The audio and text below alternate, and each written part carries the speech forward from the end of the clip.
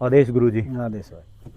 आज का एक प्रश्न है जी कि जो परमपिता परमेश्वर हैं वो अकारण दया करने वाले हैं, मतलब बिना कारण के दया करते हैं। जैसे हमने व्याख्यान में देखा कि गजेंद्र जी जो है ना भगवान को पुकारते हैं और श्री हरि प्रकट हो जाते हैं।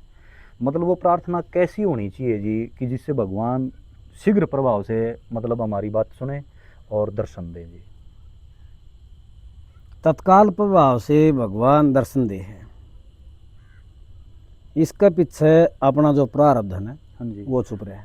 अच्छा जी। जिस समय जन्म जन्मांतर का तप योग तत्व ज्ञान इकट्ठा हो से और फिर आदमी की बुद्धि अचानक एक एक्सीडेंट मान लो आप, हाँ जी, उस एक्सीडेंट से एकदम भगवान की शरण में जा है वो, हाँ जी, और वो शरण में जा है और जाते ही भगवान प्रसन्न हो जाए, दर्शन भी देव है, उसका संकट का निवारण भी कर दे।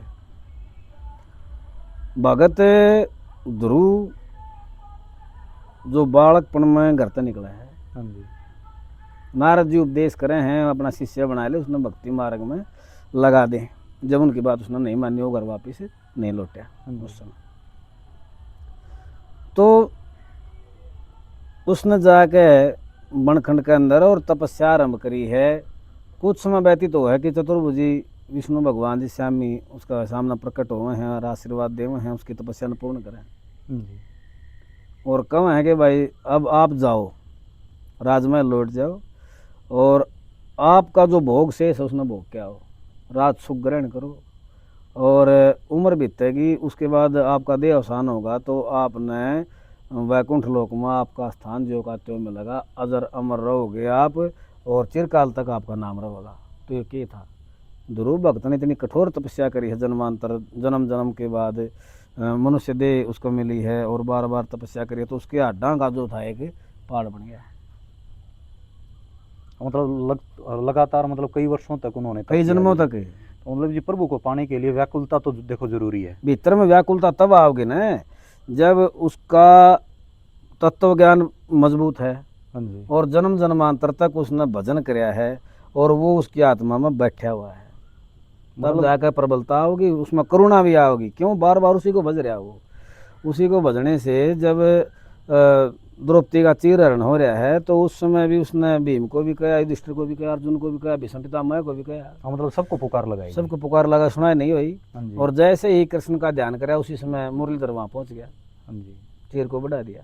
मतलब कहने का मतलब एकमात्र सारा जगह अगर हम प्रभु को मान लेते हैं तब वो दर्शन देते हैं जी। तब देखा भाई, ये जो कर दुनिया तापी स्वार्थ की कोशिश करा जी, यो मेरा काम कर देगा, यो मेरा कर देगा, तो मतलब इन बातों का कोई तुक नहीं ना बनता इनका जी। कोई तुक नहीं, मतलब भगवान इनका कोई लाभ भी नहीं होगा, क्यों स्वार्थ झलकेगा और निस्वार्थ भक्ति होगी, निस्वार्थ इसका प्रेम होगा ना, मन लगता है। हाँ जी, तो यो जब स्वार्थी नहीं है तो यो दौड़ के आओगा और उसकी रक्षा करेगा, उसने बचाओगा। भक्ति सरल हो, जैसे माँ बाप 2 साल का बालक ने गोदी में रखे है ना, हाँ जी, वो मैं पेशाब करे है, मैं पोटी भी कर दे है और दूध दे के भी लात मार दे हो, हाँ जी। फिर भी उसकी माँ उसके केकरे लाड करेगी, उसने गोदी में खिलाओगे। मतलब दो तो भगवान का अगर नौको है, मैं तो 2 महीने का, 6 महीने का, 8 महीने का, साल भर का बालक हूँ, हमने कोई ज्ञान नहीं, हम तो तेरे यहाँ प्रभु शरण में राख, सिर पर हाथ राख और अपनी कृपा बनाए राख, फिर कृपा बनी रहोगी। और जय इसका दरबार में माथा टेका, हाँ विष्णु ने बजा, हाँ कृष्ण ने बजा, हाँ, और छल कपट मारे भीतर में है तो सुनाई कौन। फिर नो कोई मन गणिया तपस्या करी, गणा भजन कराया, बस सुनाई को नहीं हुई। वो द्वेष जो भीतर में, 2 जो भीतर में, एक हांडी में 2 पेट वाली बात नहीं हो जाए, जो का श्रवण की पत्नी ने कराया था, तो उसे उसे भाव जब हमारे भीतर में है तो फिर परमात्मा तो बहुत दूर हो जाएगा। वो गजेंद्र वाला व्याख्यान क्या था जी जिसमें वो अपना खूब बल का उपयोग कर रहा या है तो जी? देखो न, ये वो हो नाम का गंधर्व था कोई, हाँ जी, पूर्व जन्म मर भगत था परमात्मा का। ठीक है जी। अच्छा, बचान की सेना है, रक्षा किसे की करे है और मोक्ष की सेना भी है जी। ग्रह न मोक्ष मिला पहले, ठीक बात है जी। उसको तो आश्वासन दिया है, वरदान दिया है, उसको पार कराया है। गजेंद्र को तो बाद की बात थी, हाँ जी। उन्होंने आते किए गया पहले उसे ग्रह को मार दिया, ग्रह को मार दिया तो ग्रह तो सीधा वैकुंठ लोक में चला गया। बिल्कुल सही बात है जी। और जिसके लिए आया था उसको बाद में संभाला है। हाँ जी।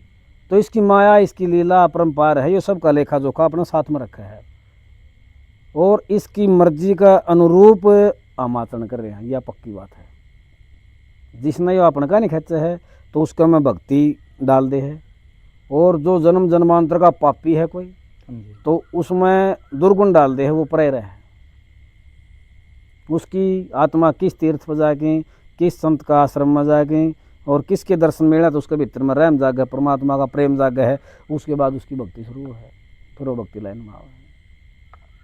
तो कहने का मतलब है जी आपका जो निष्कर्ष है वो ये है कि एकमात्र प्रभु का सहारा, और जब एक उसे पर भरोसा करके आप ही पुकार लगावा हाँ जी तो फिर वो सुनता भी है। वो सुनेगा। अगर हम अपना भी मान में अगर अपना बल का उपयोग मैंने सोचा भाई मैं कर लूंगा तो जी वो मेरे हिसाब से मिथ्या है। वो मिथ्या है। वो क्यों? ब्रह्म सत्यम जगत मिथ्या, हाँ जी। वेद वाक्य है। हाँ जी। भाई ब्रह्म जो है वो सच्चा है, वह सच्चाई है, वह मानन की है और वही वंदनीय है। बस वही सुंदर कह लें हम, वही सुंदर है। तो जो संसार में जो मन ने बनाया है, आपने बनाया है, जो प्रभु ने बनाया है, नश्वर है, सब नष्ट होगा, सब झूठा दिखावा है। जो रिश्ते नाते हैं झूठे हैं। और यो ये कलयुग का टाइम चल रहा है, इसमें श्याम जी दुख है के लिखा है हारेगा सारा। हाँ जी। साक्षात विष्णु तो है ही। ठीक बात है। भाई जब कृष्ण भगवान ने अपना सर्वस्व इस पर न्यौछावर कर दिया, इसका प्रेम में पागल हो गया जब शीश का दान कराया, हाँ जी। तो इसने कह दिया मैं मेरा नाम दूँ। बिल्कुल मेरा नाम किसने फिर अपने जो शक्ति थी सारी दे दी। बिल्कुल सही बात है। तो ये मालिक जो है ये तो हारेगा सारा है भाई, जो बचेगा उसने मिल जाएगा। बहुत बहुत धन्यवाद जी आपका। जय श्री कृष्ण। जय श्री कृष्ण, जय श्री कृष्ण।